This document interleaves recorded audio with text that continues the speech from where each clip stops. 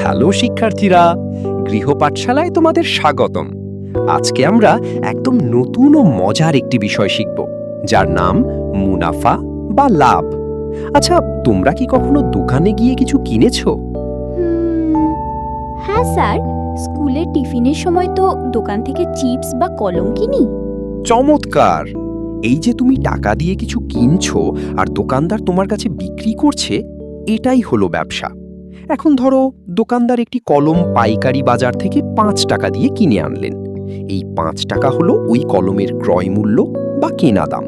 তাহলে স্যার, উনি কি আমার কাছে ওই ৫ টাকাতেই কলমটা বিক্রি করবেন? পারফেক্ট!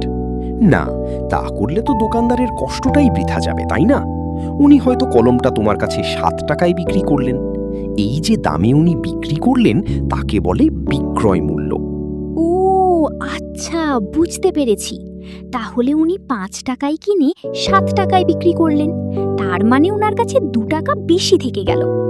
একদম ঠিক ধরেছ। এই যে কেনা দামের চেয়ে বেশি দামে বিক্রি করার পর দোকানদারের কাছে অতিরিক্ত ২ টাকা থাকলো, একেই বলে মুনাফা বা লাভ। অর্থাৎ বিক্রয় মূল্য যখন ক্রয় মূল্যের চেয়ে বেশি হয়, তখনই আমাদের লাভ হয়।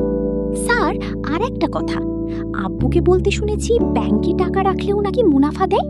সেখানে তো কিছু বেচা কেনা হয় না, তাহলে ব্যাংকে মুনাফা কিভাবে হয়? খুব সুন্দর প্রশ্ন করেছ। তুমি যখন ব্যাংকে টাকা জমা রাখো, ব্যাংক সেই টাকাটা ফেলে রাখে না। ব্যাংক তোমার ওই জমানো টাকা বিভিন্ন ব্যবসায়ীদের ধার বা লোন হিসেবে দেয়। ব্যবসায়ীরা সেই টাকা দিয়ে ব্যবসা করে যে লাভ করে, তার একটা অংশ তারা ব্যাংককে দেয়। আর ব্যাংক সেখান থেকে একটা ছোট্ট অংশ তোমাকে উপহার হিসেবে দেয়। তোমার আসল টাকার সাথে পাওয়া এই অতিরিক্ত টাকাটাই হলো ব্যাংকের মুনাফা।